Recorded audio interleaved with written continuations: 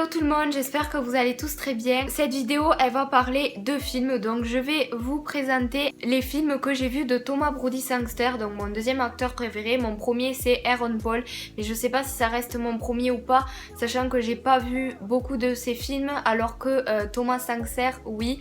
Donc Thomas Brody Sangster je l'aime trop, donc Thomas Brody Sangster c'est un vrai nom, donc je dis plutôt Thomas Sangster, ça va plus vite. Je l'ai découverte quand j'étais plus petite, il a joué dans un film qui s'appelle Nanny McPhee. Je sais pas si vous en parlerez dans cette vidéo ou pas. En tout cas ça sera la première partie. La seconde je l'ai pas encore filmée, je compte pas la tourner. C'est juste pour pas vous parler pendant 20 minutes dans la vidéo à vous parler de films. Donc là je vous fais part des films que j'ai vus avec cet acteur.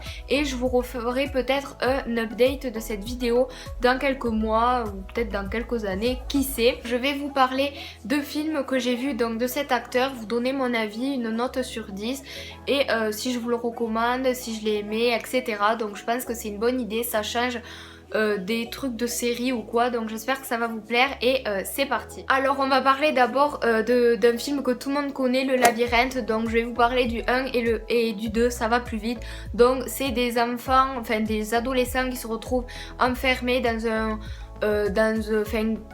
un labyrinthe en gros, pour la faire courte, et en fait ils n'ont pas été mis là par hasard. Enfin je pense que vous connaissez, je vous mettrai quand même une petite bande annonce pour ceux et celles qui connaissent pas ou qui connaissent mais qui y sont jamais vraiment intéressés. C'est vrai que moi Hunger Games j'ai commencé à connaître à partir du 2, du coup ben je connaissais déjà mais j'avais jamais vraiment trop regardé, donc peut-être que c'est pareil pour vous au Labyrinthe ou voilà. Concernant ces films, je les ai adorés, vraiment c'est des films que je pourrais regarder en boucle et que je fais d'ailleurs. Dans le 2, je trouve qu'on le voit pas assez, c'est assez dommage parce qu'à chaque fois qu'il était là à l'écran, je me mettais en train, je dis oh c'est Thomas et tout. Alors que dans le 1, je le voyais tout le temps, tandis que dans le 2, un peu moins, du coup ça m'a un peu déçu, mais sinon ça reste un super film. Donc je vais plutôt mettre en avant Thomas dans cette vidéo. Je vais pas mettre en avant les autres personnages ou les histoires du film, j'ai surtout parlé de lui, donc voilà. Même si j'adore ces films, donc vraiment je pourrais jamais dire que je les aime pas, mais je les trouve un peu trop longs à mon goût. C'est vrai qu'il se passe beaucoup de choses dans ces films, dans le 1 comme dans le 2, mais je trouve qu'ils sont quand même un peu longs, donc j'aurais préféré qu'ils fassent des films un peu plus courts et qu'ils en fassent un peu plus, même si c'est beaucoup de budget et tout, ce que je comprends tout à fait, mais j'aurais préféré que les films soient un peu plus courts, pas qu'ils enlèvent du contenu mais qu'ils le reportent à un autre film, et je trouve que ça rajouterait davantage de suspense. Je donne à ces deux films, je vais les noter ensemble, une note de 9 sur 10, donc voilà, pas 10 parce que je les trouve un peu trop longs et je trouve qu'on voit pas assez Thomas dans le 2, mais sinon après je pourrais mettre facilement un 10 sur 10. Ensuite je vais vous parler d'un film qui est un peu plus un film de Noël, mais c'est pas grave, c'est le film Love Actually. Donc c'est un film qui me fait penser un peu à l'humour d'American Pie, mais vraiment beaucoup moins prononcé, mais j'ai pas trop aimé ce film, vraiment je me suis un peu ennuyée devant. Certes c'est mignon, surtout pour ceux qui l'ont vu, le premier ministre, cette histoire avec la femme grosse, hein, vraiment elle est pas, mais je sais pas comment elle s'appelle, m'a touchée, mais après sinon j'ai pas trop aimé le film. Thomas Sangster n'est pas un des personnages principaux, du coup ça m'a pas trop plu parce que je regardais ce film parce qu'il était dedans, mais après je le trouvais trop mignon, il était tout petit à l'époque, je me rappelle non, mais j'ai vu quand il allait sur le tapis rouge pour la sortie de ce livre, il y était allé avec sa mère, du coup c'était trop mignon qu'elle l'accompagne, mais sinon ce livre il était mignon, il y avait un petit esprit de Noël, un petit peu enfantin, c'était mignon. Certes c'est un film mignon avec l'esprit de Noël etc, mais c'est pas un film que je regarderais en famille non plus, c'est pas un film que je conseillerais aux plus jeunes non plus, parce que il y a un couple, en fait c'est plusieurs couples, et il y a un couple, ils se sont rencontrés sur un plateau de tournage d'un film X on va dire, et c'est vrai que mettre ça dans un film de Noël, je trouve que c'était pas du tout une bonne idée. S'ils avaient envie de faire un film comme ça, ben ils avaient qu'à le mettre dans un autre film. Je sais pas, même si c'est pas, évidemment c'est vulgaire, mais c'est pas non plus pornographique quoi. Mais sinon, Ça m'a pas trop plu qu'ils mettent ça dans l'histoire, ça m'a un peu gênée pour tout vous dire, j'avais pas cliqué, enfin j'avais pas mis ce film sur ma télé pour voir un truc comme ça. C'était un à peu près bon film et je lui donne quand même une note de 4 sur 10 parce que enfin voilà, il m'a un peu ennuyé, on n'a pas assez vu Thomas, il y avait des scènes un petit peu bizarres. Enfin c'était trop enfantin à mon goût, donc voilà. Ensuite, troisième film, donc c'est The Babe Town. Outlast, excusez-moi pour la prononciation. Donc ce film il était quand même assez bien. Le revoir demain peut-être pas, enfin demain pas vraiment demain mais demain dans un futur proche, voilà. Peut-être pas mais dans quelques temps pourquoi pas, parce qu'il était quand même assez bien. C'est vraiment le film un peu violent sans qu'il y ait vraiment une raison, genre bon c'est pas Rocky ou Rambo non plus, mais c'est un peu cet esprit là. C'est dommage parce que Thomas on le voit qu'à partir de la moitié du film en fait, on le voit pas direct, c'est ça qui m'a un petit peu dérangé. Donc il joue le rôle d'un handicapé qui peut pas trop bouger et tout, j'ai trouvé ça super mignon et super attachant. Son rôle il était quand même assez simple, mais sinon enfin, je trouve il jouait super bien, enfin, je trouve que ce rôle ça lui est bien. Je vais pas dire que je le verrais un handicapé dans la vraie vie, mais c'est vrai que c'est pas facile de rester comme ça sans bouger, parler, jouer un rôle et tout, enfin ça se voit vraiment qu'il est fort quoi. Évidemment c'est Thomas donc voilà. J'ai trouvé ça super émotif, sa relation avec un hors-la-loi, donc je pense que les images parlent d'elles-mêmes, j'ai pas besoin de vous expliquer direct le film, enfin je sais pas parce que je suis très nulle à expliquer les histoires,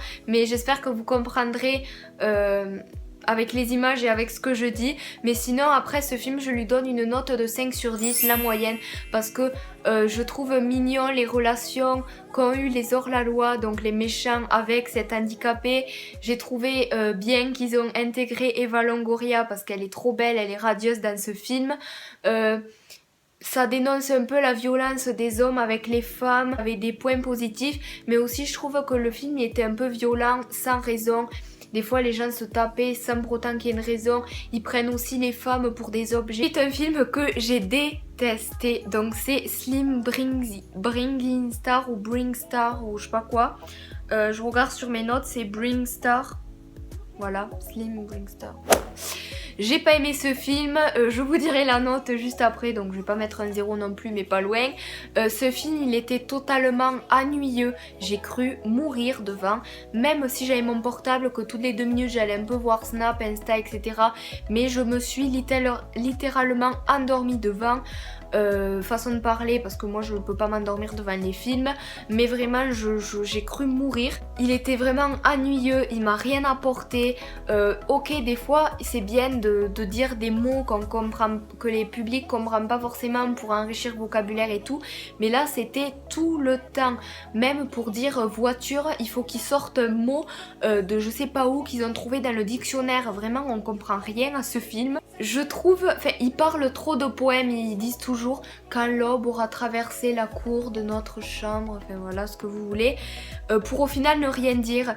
On dirait des moulins à paroles, ils rament, ils parlent, mais au final pour dire viens on mange quoi. Vraiment ce film il était nul. Je trouve que Thomas il a bien choisi son rôle, enfin pour le rôle, le rôle dans lequel il joue ou sur lequel il joue, je sais pas, lui va à la perfection parce que dans le film il est tout timide, réservé, gentil, enfin voilà, ça lui va super bien ce rôle, même si le film je l'ai détesté. Il est tellement mignon qu'on a envie de le prendre dans ses bras, de lui faire un câlin, chose qu'on ne peut pas faire malheureusement. Donc je lui donne une note de 2 sur 10, oui je sais c'est méchant, mais vraiment les personnages, les vêtements, les paroles, le scénario, enfin rien ne m'a plu vraiment.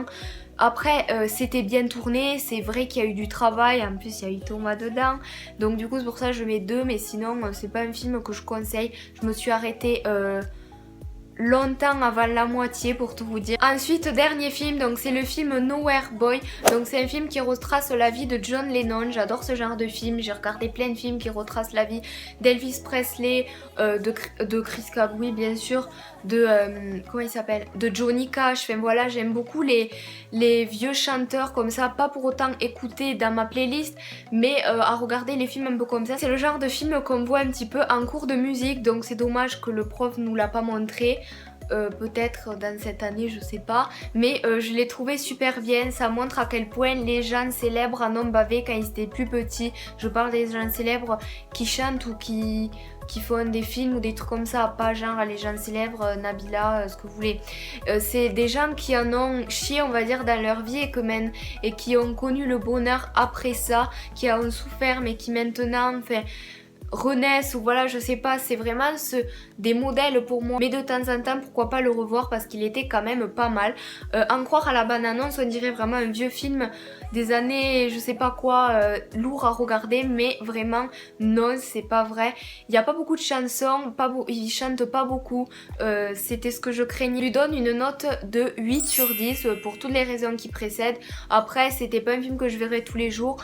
Et je trouve qu'ils tardent un peu sur les scènes. Par exemple, au lieu de faire une scène pendant 10 minutes, ils vont faire une scène de 20 minutes. Enfin voilà, je trouve que c'est un peu rallongé. C'est ça qui leur a pris 3 points sur la note sur 10. Mais après, sinon, je trouve que c'était un bon film. Donc voilà, cette vidéo est enfin terminée. J'espère de tout cœur qu'elle vous aura plu, que ça vous a fait découvrir quelques films voilà, que vous connaissiez peut-être pas. Donc excusez-moi pour ma peau. Encore une fois, je sais pas si je l'ai dit en début de vidéo, je me trouve très blanche alors que je suis pas comme ça en vrai. Donc n'hésitez pas à me rejoindre sur Snapchat. Je vous le mettrai quelque part sur l'écran. Je vous aime très fort. Je vous embrasse très fort et je vous retrouve très vite avec une prochaine vidéo. Bye!